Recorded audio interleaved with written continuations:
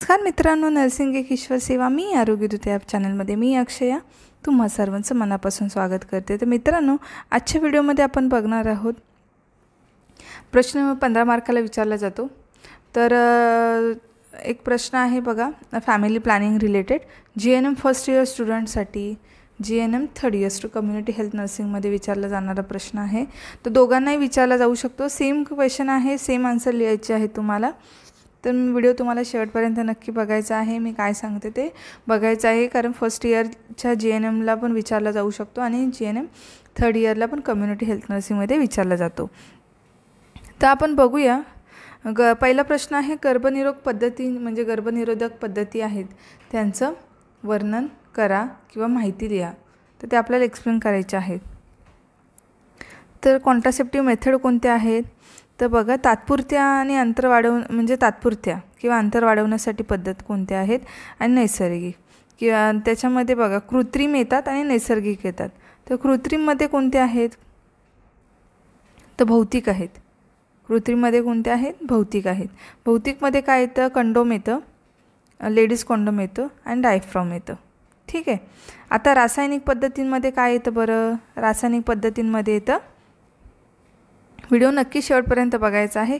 Face गोळ्या येतं, cream jelly येतं, सपोजिटरी येतं, सोल्युबल फिल्म येतं। आता गर्भाशयाअंतर्गत साधने येतात। तर ह्याच्यामध्ये काय येतं? औषधी आणि बिना औषधी। तर ह्याच्यामध्ये हार्मोनल टी, कॉपर टी येते आणि बिना औषधीमध्ये काय येतं? लूप येतं। त्याच्यानंतर बीज फलित झाल्यानंतर काय? नैसर्गिक पद्धतीमध्ये बीज फलित झाल्यानंतर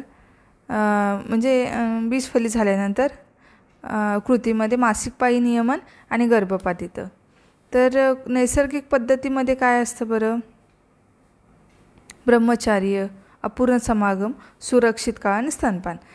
ब्रह्मचार्य पण ह्या गोष्टी पण आता ह्याची डिटेल्समध्ये तुम्हाला प्रत्येकाची माहिती देणार नाही आहे, कारण आपण 15 मार्काला जो विचारला जाणार तोच प्रश्न बघणार आहोत। तर ब्रह्मचार्य जे पाळायचं असतं त्याच्यामध्येही 100% म्हणजे सेफ नाही आहे, अपूर्ण समागम सेफ नाही आहे, सुरक्षित काळ पण सेफ नाही आहे, कारण त्याच्यामध्ये पिरियड्स पुढे मागे झाले तर स्तनपान पण सेफ नाही आहे। म्हणजे स्तनपान सेफ नाही आहे असं नाही आहे, पण ह्याच्यामध्ये पण प्रेग्नन्सी राहू शकते स्तनपानामध्ये। फक्त ते मदत करतं की आपल्याला प्रेग्नन्सी राहू नये। प्रोलॅक्टिनचे प्रमाण शरीरामध्ये जास्त असतं, फीडिंग करत असतो तेव्हा वाढलेलं असतं, त्याच्यामुळे प्रेग्नन्सी राहायला थोडंसं हे होतं। ठीक आहे। त्याच्यामध्ये अजून कृत्रिममध्ये आपले दुसरे आहेत हार्मोनल राहिले आपलं। तर हार्मोनलमध्ये काय येतं? तोंडाने घ्यायच्या आपल्याला हार्मोनलमध्ये तोंडाने घ्यायच्या गोळ्या कोणत्या म्हणजे तोंडाने घ्यायच्या हार्मोनल पद्धती बघूया आपण। तर तोंडाने घ्यायच्या गोळ्या एक आहे इथे। त्याच्यामध्ये मिश्र तोंडाने घ्यायच्या गोळ्या, मिनी तोंडाने घ्यायच्या गोळ्या, समागमानंतर घ्यावायच्या गोळ्या, 4 आठवड्यानंतर एकदा घ्यावायच्या गोळ्या आणि महिन्यातून एकदा घ्यायच्या गोळ्या। आणि ह्याच्यामध्येच हार्मोनलमध्ये डेपो फॉर्म्युलेशनमध्ये येतं। तर त्याच्यामध्ये ते DNPA इंजेक्शन येतं आणि नेटेन इंजेक्शन येतं।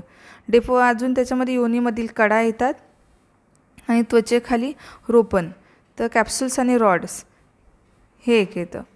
ठीक आहे। तर अशा प्रकारे गर्भनिरोधक म्हणजे कोणत्या पद्धती आहेत ते आहेत। त्याच्यानंतर आहे अखेरच्या कायमस्वरूपी पद्धतीमध्ये येतं।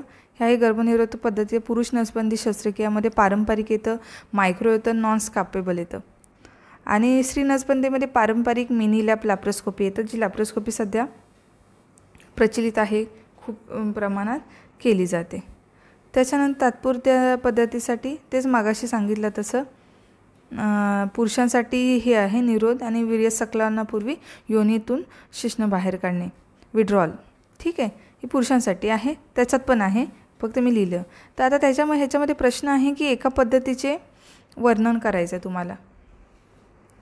कोणत्याही कुटुंब नियोजनाचे एका पद्धतीचे वर्णन करा। तर आपण निरोधचं घेऊया, माहिती बघूया।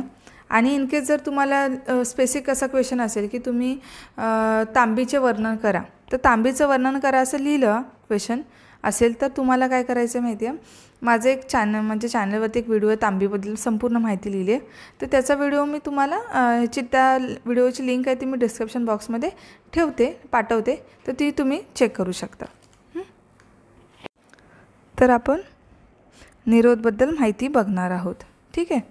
तर निरोधबद्दल एका कुटुंब नियोजन एका पद्धतीची आपण माहिती पाहिजे. जर कुटुंब नियोजन शस्त्रक्रियेमध्ये समजा म्हणजे कुटुंब नियोजन पद्धतीमध्ये जर आपल्याला विचारलं की तांबेबद्दल माहिती लिहा, तर तांबेबद्दल सविस्तर माहिती आपण त्याची लिंक मी तुम्हाला सांगितलं तशी डिस्क्रिप्शन बॉक्समध्ये येते. निरोधबद्दल आपण बघूया. निरोध कसं असतं, पातळ रबराचे आवरण असलेले साधन समागम करताना पुरुषांनी वापरायचे साधन आहे. खूप वर्षापासून व व्यापक प्रमाणावर वापरली जाणारी ही कॉन्डम्स, निरोध म्हणजे कॉन्डम्स ही पद्धत आहे. सातत्याने वापरल्यास जन्म नियंत्रणासाठी ही पद्धत सुरक्षित व परिणामकारक ठरते. प्रत्येक संभोगाच्या क्रियेपूर्वी उत्तेजित पुरुष लिंगावर निरोध बसवावा. संभोग क्रियेच्या अंतिम चरणात प्रत्यक्ष वीर्यसंकलन होण्यापूर्वीच्या द्रवात देखील पुबेजे असल्याने वीर्यसंकलनाच्या आधी निरोध न बसवता संभोग क्रियेच्या सुरुवातीपासूनच ते उत्तेजित लिंगावर बसवा. म्हणजे वीर्यसंकलन म्हणजे सिमेन जे इजॅक्युलेशन होण्यापूर्वी द्रव जे असतात त्याच्यामध्ये काय असतं, स्पर्म असतात. तर इजॅक्युलेशन होण्याआधीच हे बसवायचं आहे, कॉन्डम्स बसवायचं आहे, असं त्यांचं म्हणजे असं म्हणण्याचा उद्देश आहे. तर निरोध वापरल्याने वीर्य योनिमार्गात जाऊ शकत नाही. निरोध वापरल्या म्हणजे कॉन्डमचा वापर केल्याने सिमेन जे असतं, सिमेन म्हणजे वीर्य जे योनिमार्गात म्हणजे वजानामध्ये जाऊ शकत नाही. निरोधाबरोबरच पुबेंच्या म्हणजे स्पर्मचा नाश करणाऱ्या रासायनिक द्रव्याचा किंवा जेलीफॉर्मच्या गोळ्यांचा योनिमार्गात म्हणजे त्या जर आपल्याला इनकेस कॉन्डम रप्चर झाला किंवा काही इनकेस प्रॉब्लेम आला तर त्या जे स्पर्म असतात त्यांचा नाश त्यांना डेट करण्यासाठी जेली किंवा फोमचा वापर आपल्याला करायचा आहे. त्याच्यानंतर संतती नियमाचे साधन म्हणून निरोधचे परिणामकारकता खूपच वाढते. खूप जास्त प्रमाणात वापरलं जाणारं साधन आहे. निरोधमुळे गर्भधारणा तर होतच नाही, शिवाय गुप्त रोगांपासून संरक्षण मिळते. एकदा वापरले निरोध पुन्हा वापरू नयेत. उच्च प्रतीचे निरोध सध्या उपलब्ध आहेत. पुबीजांचा नाश करण्यासाठी सोय असलेले निरोध हा यातील अभिनव प्रकार आहे. पुबीजांचा नाश करण्याचा म्हणजे त्याच्यासाठी हे आहेत म्हणजे कॉन्डम्स आहेत उपलब्ध. तर अशा प्रकारे कॉन्डमची माहिती. तर या निरोध या पद्धतीचे फायदे आहेत काय, तर अनेक व्यावसायिक म्हणजे व्यावसायिक बिझनेसमॅन त्यांच्याकडे सहजगत्या उपलब्ध असतात. सर्व कुटुंब कल्याण केंद्रात मोफत मिळतात. वापरण्यास सोपे आहे. नको असलेली गर्भधारणा टाळता येते. गुप्तरोग एड्सपासून संरक्षण मिळते. कोणतेही विपरीत परिणाम कॉन्डमचे नाही आहेत. वैद्यकीय निरीक्षणाची गरज नसते. ओके. Medical supervisor. निरोध या पद्धतीचे तोटे काय आहेत, तर संभोगात म्हणजे सेक्समध्ये मिळणाऱ्या सुखात थोडी घट होते. प्रत्येक वेळी वेगळा निरोध वापरावा म्हणजे निरोध असतो कॉन्डम्स नवीन यूज करावा लागतो, तोच आपण रिपीट करू शकत नाही. सूचना नीट पाळल्यास संभोग क्रियेत निरोध कधी लिंगावरून निसटून जातो, फाटू शकतो. त्याच्यावर दिलेल्या जर सूचना असतात त्या फॉलो नाही केल्या तर तो पेनिसवरून निरोध निघून म्हणजे कॉन्डम्स निघून फाटू शकतो किंवा निसटून जाऊ शकतो. असे निरोध या पद्धतीचे तोटे आहेत. तर आपण आता पारिचारिकेचे हा पण 5 मार्काला प्रश्न येतो. कुटुंब कल्याण म्हणजे कुटुंब नियोजन पद्धतीमध्ये पारिचारिकेची काय भूमिका आहे, तर तो आहे प्रश्न, तो आपण बघणार आहोत. आता ह्याच्यामध्ये जीवनविषयक वस्तुस्थिती गोळा करणे, आपल्या कार्यक्षेत्रातील घरांची यादी तयार करणे व नात्यांचे स्थान ओळखून घेणे. त्याच्यानंतर नवी लग्न झालेली जोडपी, गरोदर माता, पात्र जोडपी, स्तनदा माता, अर्भक व 6 वर्षाखालील मुलांविषयी संपूर्ण माहिती घ्यावी व पद्धतशीरपणे त्याची यादी करायची आहे. त्याच्यानंतर सर्वांते आपल्या कार्यक्षेत्रातील लोकसंख्या, प्रौढांची, गरोदर व स्तनदा मातांची, बालकांची, वृद्धांची, पात्र जोडप्यांची, अर्भकांची संख्येनुसार आपल्या कामाच्या गृहभेटीच्या आखणीसाठी याद्या कराव्या. सर्वांते आपल्या कार्यक्षेत्रातील लोकसंख्या, प्रौढांची, गरोदर, स्तनदा मातांची आपल्याला यादी करायची आहे. त्याच्यानंतर प्रोत्साहित करण्याच्या शैक्षणिक जबाबदाऱ्या, छोट्या कुटुंबासाठी आपल्याला प्रोत्साहित करणे, कुटुंब नियोजनाचे म्हणजे फॅमिली प्लॅनिंगचं महत्त्व, आवश्यकतेविषयी व्यक्तीस, कुटुंबात, समाजात सविस्तर माहिती सांगायचं आहे आपल्याला, ही जबाबदारी आहे. त्याच्यानंतर शिकवण्याच्या विविध पद्धतींचा, विविध तंत्राचा वापर करणे, कुटुंब नियोजन, छोटे कुटुंब नियोजनाच्या विविध पद्धतींविषयी प्रचारात संवाद, चर्चासत्रे आयोजित करणे, पटनाट्य, पोस्टर, चित्रफिती, प्रदर्शनी या सर्व माध्यमातून सामान्य लोकांपर्यंत आपल्याला संदेश पोचवायचा आहे की कुटुंब नियोजन किती, फॅमिली प्लॅनिंग किती महत्त्वाचं आहे, ह्या गोष्टी आपल्याला त्याच्यातून सांगायचं आहे. त्याच्यानंतर रेडिओ, दूरदर्शन यासारख्या प्रसारमाध्यमातून संदेश द्यायचा आहे. पात्र जोडप्यांना गर्भनिरोधक साधनांसाठी प्रोत्साहित करायचं आहे. त्यांचे फायदे तोटे समजावून सांगून त्याचा वापर कसा करायचा हे शिकवायचं आहे. पात्र जे जोडपे आहेत, पात्र म्हणजे कुठले, जे नवीन लग्न झालेले किंवा एक नवीन बाळ आता म्हणजे नवीन जन्माला आलं आहे किंवा त्याच्यामध्ये आपल्याला गॅप ठेवायचं, तर ते पात्र जोडपे. कुटुंब नियोजनाच्या कायमस्वरूपी पद्धती, उदाहरणार्थ स्त्री नसबंदी, शस्त्रक्रिया पुरुष नसबंदी, शस्त्रक्रियेविषयी संपूर्ण माहिती द्यावी, महत्त्व समजून सांगावे, ते करून घेण्यासाठी योग्य जोडप्यांना प्रोत्साहित करावे, प्रवृत्त करावे. कार्यक्षेत्रातील वंध्यत्वाच्या समस्या असलेल्या जोडप्यांना योग्य संदर्भ सेवा द्यायची आहे. कार्यक्षेत्रातील ज्या वंध्यत्व असतात, इन्फर्टिलिटीचे जे पेशंट असतात, त्यांना योग्य संदर्भ सेवा द्यायची आहे. स्त्री नसबंदी, शस्त्रक्रिया त्याच्यानंतर सगळ्या गोष्टी, पुरुषांच्या नसबंदी, हे सगळे आपल्याला माहिती द्यायची आहे. व्यवस्थापकीय जबाबदाऱ्या म्हणजे नियोजन करायचं आहे, प्लॅनिंग.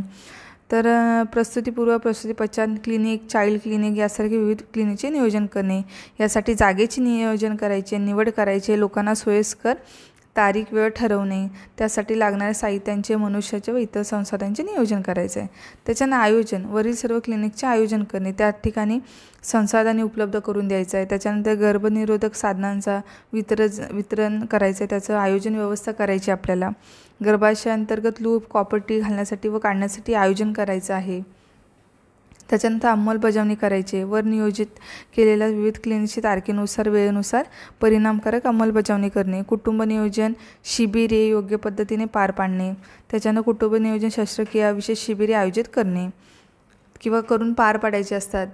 त्याच्यानंतर नोंदी व अहवाल, केलेल्या प्रत्येक कामांची नोंद करणं हे खूप महत्त्वाचं आहे. प्रत्येक क्लिनिकमध्ये किती जण आले, किती जणांनी त्याचा फायदा घेतला, कुटुंब नियोजन साधने किती व कोणी वितरित केली, या सर्वाची म्हणजे नोंद ठेवायची आहे लेखीमध्ये. पात्र जोडप्यांना नोंदवहीची